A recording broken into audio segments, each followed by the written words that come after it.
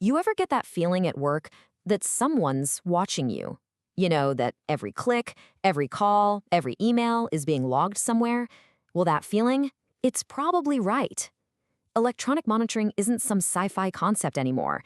It's a huge, and often invisible, part of modern work. And you might be really surprised by just how huge it is. So, how widespread are we talking? Get this. Research shows that nearly 80% of organizations use some form of electronic performance monitoring. That is a staggering number. It means the vast majority of workplaces are using tech to track their employees. This isn't some niche thing, it's become the norm. But what exactly are they tracking? Well, the official term for it is electronic performance monitoring, or EPM for short. And put simply, it's basically any system that uses technology to collect, store, and analyze data about what employees do. This can cover everything from your productivity and how you use company time to even things like civility. And that data can then be used for performance reviews, training, safety, a whole lot more. So in this explainer, we are going to break it all down. First, we'll dive into the watchful workplace to see what EPM actually looks like. Then we're going to look at a really powerful cautionary tale. From there, we'll unpack the unintended consequences of bad monitoring. And then we'll get to the good part, 5 evidence-based recommendations for doing it right. And finally, we'll wrap it all up with your key takeaway. Okay, let's start with the watchful workplace. When we hear the word monitoring, I think most of us picture, security cameras in the corner of the room. But modern EPM is so much more sophisticated, and it's built right into the tools we use every single day. And wow, the variety of this monitoring is it's a lot. I mean, of course, you've got the basics like computer and phone monitoring, blocking certain websites, but it also gets into GPS tracking your location through a work phone. For truck drivers, it could be driver-facing cameras, and it's even creeping into our personal health with companies using data from wearables like Fitbits or wellness apps. Software like WorkIQ and Desk Time can literally send you weekly reports detailing exactly how you spent your time.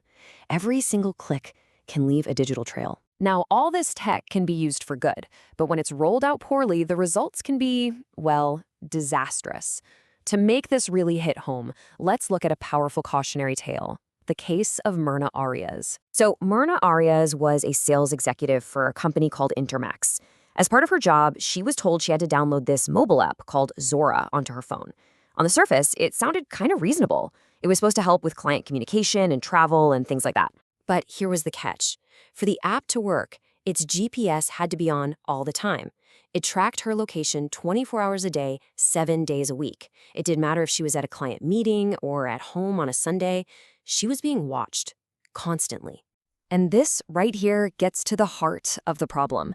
It wasn't just that the data was being collected, it was how it was being used. Her manager actually bragged to her that the app was so accurate he could see how fast she was driving at any given time. Can you imagine that? The feeling of lost privacy must have been just profound. Deeply concerned, and rightly so, Myrna Arias decided to uninstall the app.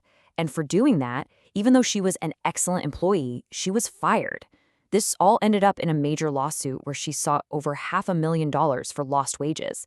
So Intermex lost a great employee and faced this huge legal and financial mess, all because of a badly implemented app. Marna's story is a really stark example, but believe me, it is not an outlier.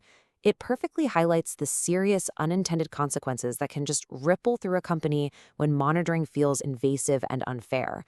And the research on this is crystal clear. You see, when employees feel like Big Brother is watching, it triggers this whole cascade of negative reactions. It starts with what you'd expect, feeling like your privacy's invaded, feeling like it's unfair, but then it gets worse. Research links this to lower job satisfaction and less commitment to the company. Employees get more stressed. And here's the real kicker for management, it can actually lead to lower performance, especially for new workers, and an increase in what researchers call counterproductive work behaviors. We're talking about things like theft, showing up late, or even deliberately working slower. So what is it that causes this huge backlash? Well, research finds that the single most important factor is the purpose of the monitoring. When it's used for deterrence, basically to catch people doing something wrong and to block websites, it leads straight to lower satisfaction and commitment. But when that very same technology is used for development, to give employees feedback they can actually use to grow and improve, the results are the complete opposite. It leads to greater satisfaction and commitment. The why matters more than anything. Okay, so this brings us to the most important part of our explainer, the 5 recommendations. This is an evidence-based playbook for getting EPM right. Here they are, the 5 golden rules. Be transparent. Be aware of the potential reactions. Use EPM for development, not deterrence. Restricted to work-related behaviors. And finally, consider your specific organization. So let's break each of these down. Rule number 1 is so simple, but it is so powerful. Be transparent. The research is absolutely emphatic on this point. The most intensely negative reactions come from employees who don't even know if they're being monitored. Just telling people what you're doing and why is the critical first step. But it's not just about announcing a policy. It's also about giving employees a voice, a way to share their concerns and suggestions.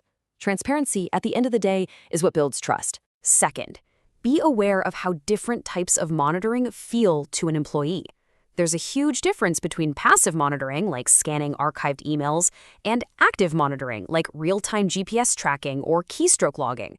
The research shows that active real-time monitoring feels way more invasive and is much more directly linked to those negative behaviors we saw earlier. The key here? Always choose the least invasive tool that can still get the job done. Rule number 3 brings us back to that core idea. Use EPM for development. You have to frame the data as a learning opportunity, not as a weapon for punishment. For instance, a company called TechWis noticed one of their coders was missing deadlines. Now, instead of firing him, they looked at the EPM data and saw he wasn't really using their internal collaboration tools. So they gave him a week of training. And guess what? His performance improved dramatically. It's a perfect example. They kept a good worker by using data to help, not to punish. The 4th rule is all about boundaries. You have to restrict monitoring to work-related behaviors. This is where things like wellness programs using Fitbits can get really tricky. The data from those programs has to be kept completely separate from performance reviews. And, like we saw in the Myrna Arias case, monitoring has to stop when the workday ends. A simple but really crucial step is just giving employees the option to turn the monitoring off themselves. It gives them a sense of control and respect for their privacy. And finally, rule number 5, consider your organization. One size does not fit all. In big companies, clear and constant communication is even more critical to make sure everyone feels the system is fair. And for complex, creative jobs, you have to be so careful that monitoring doesn't kill autonomy. Zappos is a fantastic example here. They do monitor call times for their customer service reps, but they actually reward employees for high-quality, long interactions, not short ones. This empowers the reps to be creative problem solvers, which is what their brand is all about. So after all that, what is the big takeaway? You know, it really comes down to this simple but pretty profound idea.